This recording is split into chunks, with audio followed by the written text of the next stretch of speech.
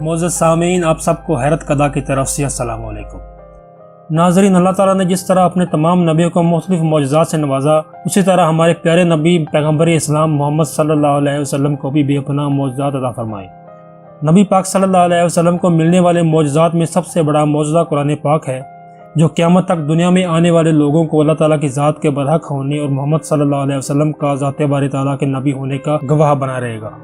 ناظرین کرام، قرآن مجید بے پناہ ایسی نشانیوں سے بھرا پڑا ہے جنہیں پڑھ کر اور سمجھ کر انسان کی عقل دنگ رہ جاتی ہے، اور ایک سچا انسان یہ ماننے پر مجبور ہو جاتا ہے کہ یہ کلام کسی جن و انس کا ہو ہی نہیں سکتا۔ سامعین کرام، آج ہم انہی نشانیوں میں سے ایک ستارے جس کا ذکر قرآن کریم کی 86ویں سورہ الطارق میں آیا ہے کے بارے میں کھول کر بیان کریں گے، کہ جیسا پہلے آپ نے اردو زبان میں نہ پڑھا ہوگا اور نہ سنا ہوگا۔ لیکن اس سے پہلے اگر آپ ہمارے چینل پر نئے ہیں تو مہربانی کر کے ہمارے چینل کو سبسکرائب کریں اور بیل نوٹیفیکیشن آن کرنا نہ بھولیں، تاکہ آپ کو ہماری مزید ایسی ویڈیوز آسانی سے مل سکیں۔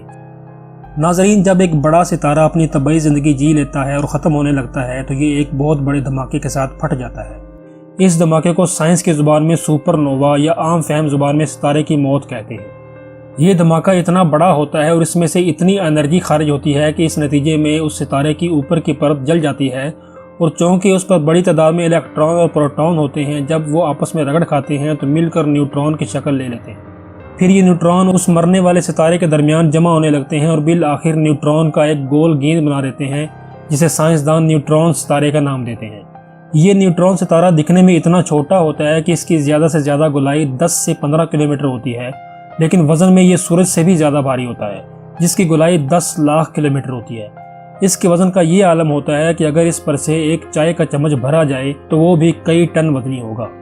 جب یہ ستارہ اپنا وجود حاصل کر لیتا ہے تو اس رفتار سے گھومنا شروع کرتا ہے کہ اس کی اوپر کی پرت کے الیکٹران اور پروٹون اس کے کناروں پر آ کر چارج ہو جاتے ہیں، اور بالآخر ایک خاص رفتار حاصل کرنے کے بعد اور مغناطیسی لہروں کی وجہ سے اس ستارے میں سے ایک خاص قسم کی آواز نکلنے لگتی ہے۔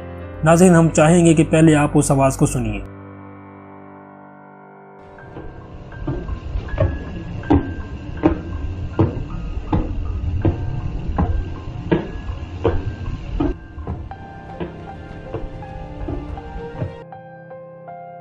اس آواز کو سن کر یہ گمان ہوتا ہے کہ دروازے پر کوئی دستک دے رہا ہے۔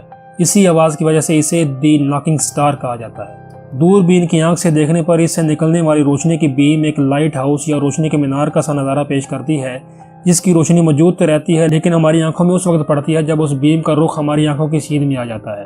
اسی چبھتی ہوئی روشنی کی وجہ سے اسے دی پیئرسنگ سٹار یعنی چھیدنے یا سوراخ کرنے والا بھی کہا جاتا ہے۔ اسے دی پیئرسنگ سٹار کا نام اس وجہ سے بھی دیا جاتا ہے کہ اس کے بے انتہا وزن اور اس رفتار سے گھومنے کی وجہ سے اس کی کشش ثقل یا گریوٹی میں بے پناہ اضافہ ہو جاتا ہے، اور پھر ایک مقام آتا ہے کہ جب روشنی بھی اس کشش سے بچ نہیں سکتی، اور بالآخر یہ ستارہ اپنے ارد گرد کے مواد کو اپنے اندر سمیٹنا شروع کر دیتا ہے اور ایک بہت بڑے بلیک ہول کی شکل اختیار کر لیتا ہے۔ اسی مناسبت سے اسے پیئرسنگ سٹار یعنی سوراخ کرنے والا ستارہ بھی کہا جاتا ہے۔ ناظرین کرام، اللہ تعالیٰ قرآن کی 86ویں سورہ الطارق میں فرماتا ہے، بسم اللہ الرحمن الرحیم والسماء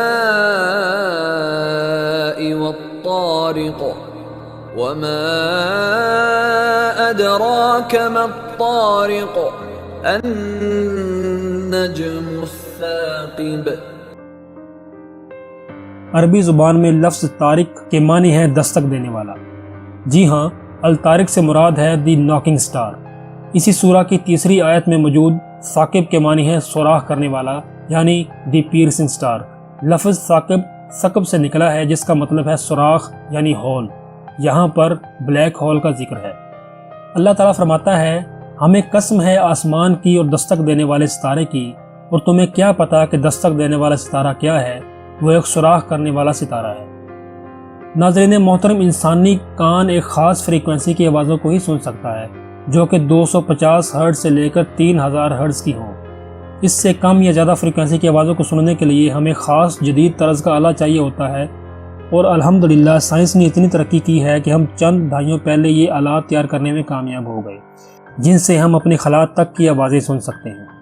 سوال یہ ہے کہ اگر غیر مسلموں کے مطابق قرآن اللہ تعالیٰ کا کلام نہیں اور نعوذ باللہ محمد صلی اللہ علیہ وسلم کا تخلیق کردہ ہے، تو پھر وہ آوازیں جو انسان چند سال پہلے سننے کے قابل ہوا ان کا ذکر قرآن پاک میں الطارق یعنی دستک دینے والا ستارہ کے نام سے 1400 سال پہلے کیسے آیا؟ اگر ہم یہ مان لیں کہ قرآن نعوذ باللہ محمد صلی اللہ علیہ وسلم کی تخلیق ہے تو پھر ہمیں یہ بھی ماننا پڑے گا کہ محمد صلی اللہ علیہ وسلم نے 1400 سال پہلے ان آوازوں کو ٹیلیسکوپ کے ذریعے ریکارڈ کیا اور انہیں قرآن پاک میں الطارق کا نام دیا، لیکن کوئی ذی عقل انسان اس بات کو مان ہی نہیں سکتا۔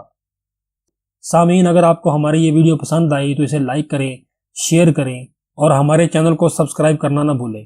ملتے ہیں اگلی ویڈیو میں۔ اللہ حافظ۔